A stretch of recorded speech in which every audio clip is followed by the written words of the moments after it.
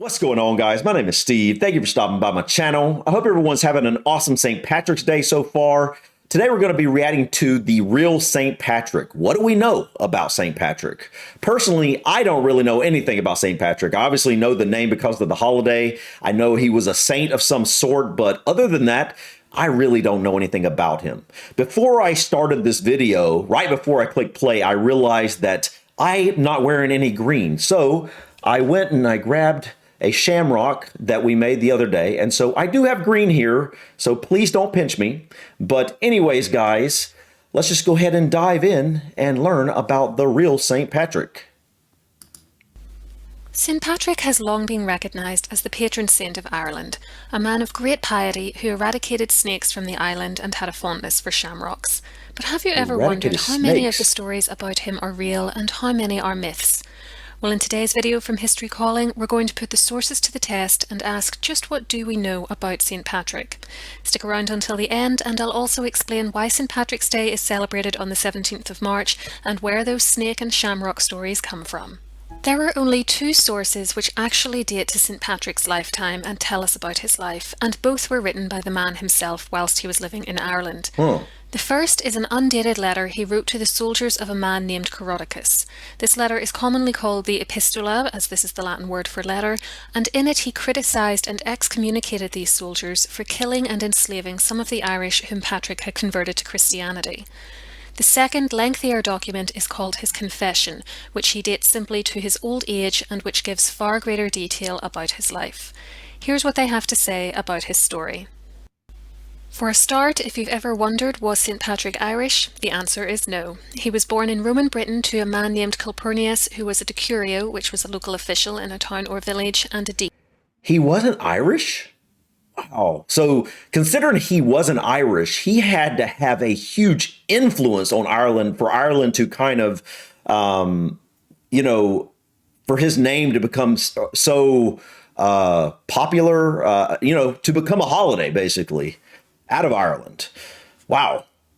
Deacon, which is a religious office. Calpurnius's father was called Petitus and was a priest. We know nothing about Patrick's mother, though we do know from his father and grandfather's occupations that the family were at least third-generation Christians by the time Patrick came along.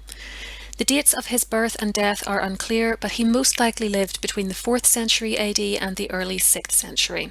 This estimate is based on references within the Confession and the Epistula to events happening within Roman Britain at the time and on his writing style, in particular some 4th century religious texts he seems to be referencing. Popular estimates for his birth and death are around 420 and 490 AD respectively, but again I stress these are later estimates and Patrick himself provided no dates.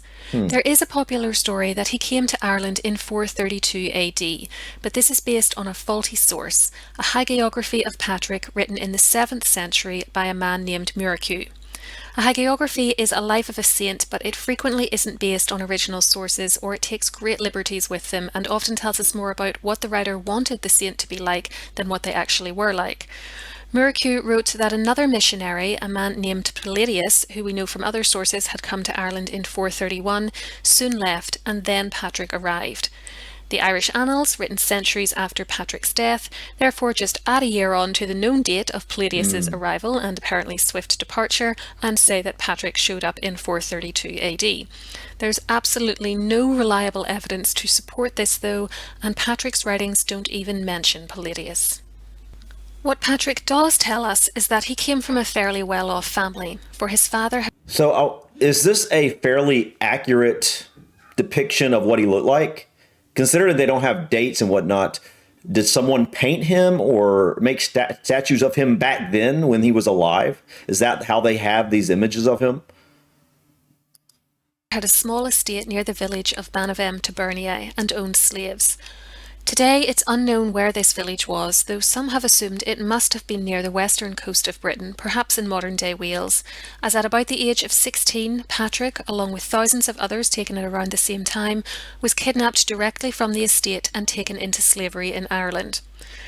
Patrick saw his enslavement as a punishment from God for not being a good enough Christian, but also attributed this period of his life to his religious awakening, saying in the Confession that God, quote, had mercy on the ignorance of my youth and looked after me. He didn't consider himself particularly well educated, calling himself unlearned in the Epistola and writing in the Confession that, "I have not been a student like other men who in the very best manner have drunk equally in law and sacred letters." I'm curious though, who enslaved him? Was it the actual Irish that enslaved him and brought him to Ireland? I mean, that's kind of shocking to me. Quote. He blamed this lack of education in part on his youth when he was taken captive. Modern scholars have challenged this, though, pointing out that he spoke Latin and whatever the native language of the area in which he was raised was, perhaps early Welsh, and that his writings indicate his knowledge of other churchmen's writings such as St. Augustine. This learning may well have been acquired in later life, though, as would his acquisition of the Irish language. Whilst in Ireland as a slave, he worked as a shepherd, saying that he prayed constantly during this period, even hundreds of times a day, and grew fond of the Irish. Where exactly he was held is unknown, though he speaks of a wood and a mountain being nearby. One day he heard a voice telling him that it would soon be time to return to his homeland. Soon after, another voice told him that his ship was ready, but that it was 200 miles away in an area unknown to Patrick. It was shortly after this that he fled from his slave master, who he had been with for 6 years, and began the journey back to Britain. Much ink has been spilt on trying to use these clues to figure out where exactly Patrick was living during his 6 years, with the results usually placing him somewhere in County Mayo. However, as Thomas O'Loughlin has said, this exercise is ultimately a futile effort, because Patrick wouldn't have had the kind of firm grasp of Ireland's geography that we have today, Yeah, that makes and sense. may have taken a very circuitous route to get from where he had been living to a port, rather than going in a straight 200-mile long line. When he reached the coast, the boat he wanted to take was about to leave, and he was initially refused passage on it by the pagan sailors. However, he writes that as he walked away from them, praying to God for assistance, they suddenly changed their minds and agreed to take him on board. The voyage lasted 3 days and was followed by 28 days on foot through what Patrick called a desert. This may have been in Britain or even the western side of Gaul, which is modern-day France, Belgium and the Netherlands. Indeed, the journey was so long and difficult that the group began to starve. His companions asked Patrick to pray for help, and he tells us in the confession that when he did so, a herd of swine soon appeared, which the men were able to kill and eat. They then camped for 2 days while they recovered their strength, and Patrick says the incident greatly improved him in their eyes and turned them to Christianity. 14 days later, just as their food ran out, they reached civilization. Patrick was then taken captive again. However, he writes that a vision from God told him that this captivity would last only 2 months, and sure enough, after 60 days he was free again, though he provides no details as to how this happened. He goes on to say that after a few years he was reunited with his parents in Britain again and became a deacon like his father, though he doesn't explain when or where this training occurred.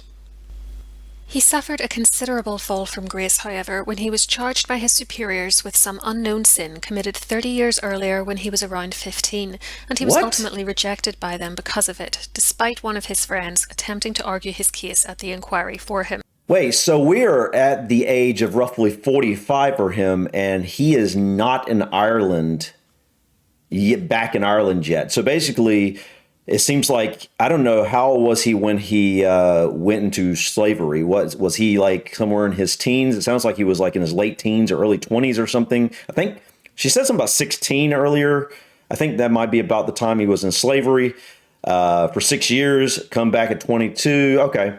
So the supposed sin happened right before he went to slavery, I guess, when he's 15 years old. So that's kind of crazy, considering he's such a big name, or, I think the patron saint, right? The patron saint. I'm not really sure what patron saint means, but, obviously that's a big deal. So that's kind of surprising. He's 45, still not in Ireland at this point, and he still became the patron saint. Wow. Patrick is very light with details of the chronology of this episode, though. He was obviously in his mid-40s by this point, but says that when the case came before his superiors, he wasn't there, nor was he even in Britain. Oh, okay. He only heard what had happened later on. He may have already been back in Ireland, for despite his parents having begged him to stay with them, at some point he received another vision in which he says he saw a man named Victoricus, who appeared to be from Ireland and who gave him a letter to read. When he did so, he writes, I thought I heard the voice of those around the wood of Fouclut. Again, scholars have wondered where this was, but we don't know, which is close to the Western Sea, probably the Atlantic. It was as if they were shouting with one voice, "O holy boy, we beg you to come again and walk among us." Patrick was touched by this vision and determined to return to Ireland as a bishop to spread Christianity amongst its people. Having done so, he writes that he endured many insults from unbelievers and people who did not want him there, and called himself, quote, "an alien among the barbarians" in the Epistola. Ultimately, he was successful in his mission, though, according to the confession, for recently, what a change! They have become a prepared people of the Lord, and they are now called the sons of God. According to the confession, Patrick's work included ordaining clergy and baptising many thousands of Irish men and women all over Ireland, often enduring great danger and discomfort in doing so, and even being taken captive again and robbed, along with his travelling companions, some of whom he says were the sons of kings. He attributed his release and the restoration of his goods to God's intervention, however, though he continued to expect, quote, "to be killed or waylaid or taken into slavery or assaulted in some other way every day." Wow. Nevertheless, his actions seem to have attracted some criticism in his homeland, for he admits that one of the reasons he is writing the confession is to defend himself against charges, apparently from the church in Britain, that he has used his position for personal gain. It was also at some point during this second stay in Ireland that the events which led Patrick to write the Epistola occurred, when the soldiers of Coroticus cut down and cruelly put to the sword, to use Patrick's phrase, a number of people he had just baptized, taking others prisoner and refusing to release them when Patrick requested they do so. This is what led him to excommunicate those soldiers. Despite the difficulties of life in Ireland and his admission in both the Epistola and the Confession that he was homesick for Britain and his family and for his friends in Gaul, which might suggest this is where he trained as a deacon, he believed that it was God's will that he stay on the island until his death, and that all his missionary efforts there might be in vain if he left. He therefore remained until he died, writing at the end of the Confession of how he would like to be remembered, and saying, "I now pray for anyone who believes in and fears God, who may perchance come upon this writing which Patrick, the sinner and the unlearned one, wrote in Ireland. I wrote it so that no one might say that whatever little I did, or anything I made visible according to God's pleasure, was done through ignorance. Rather you should judge the situation and let it be truly believed that it was a gift from God. And this is my declaration before I die." This is as far as the original sources about Patrick's life take us.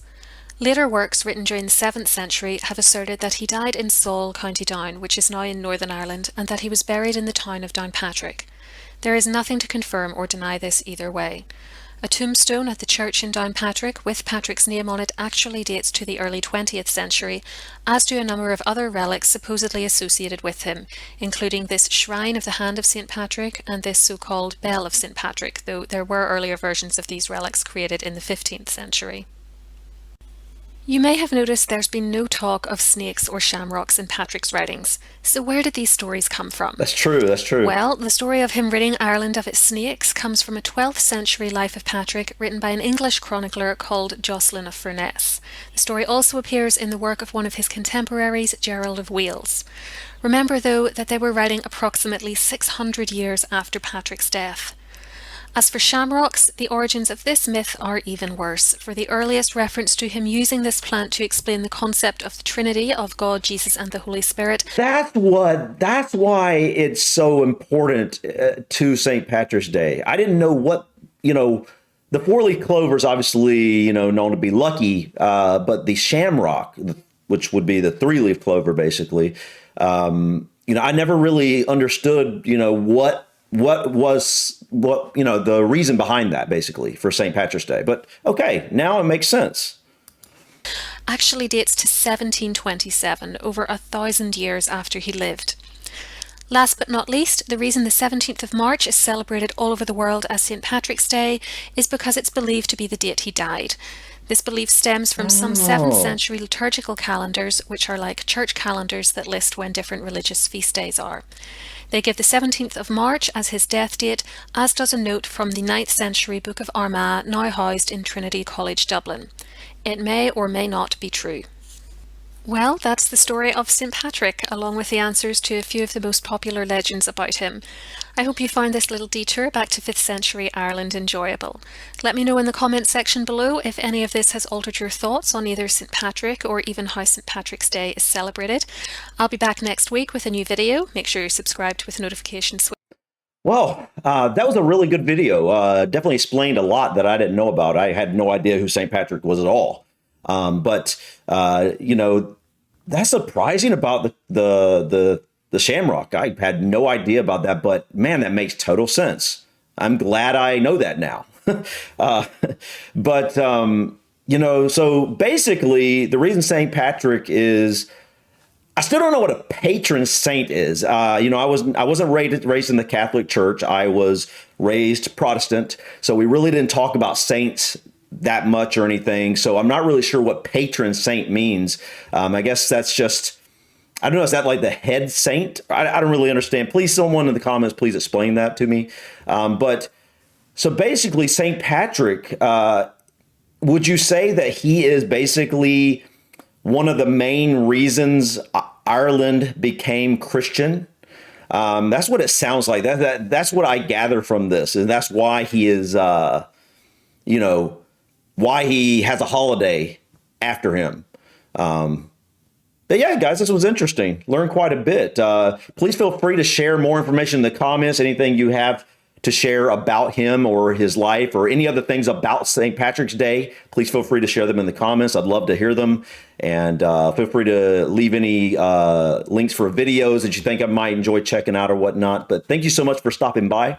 Please click that like button. Feel free to drop your comments or suggestions about this video or others. And don't forget to subscribe to continue to follow me on my journey to discover my British and Irish ancestry. Until next time, guys, peace.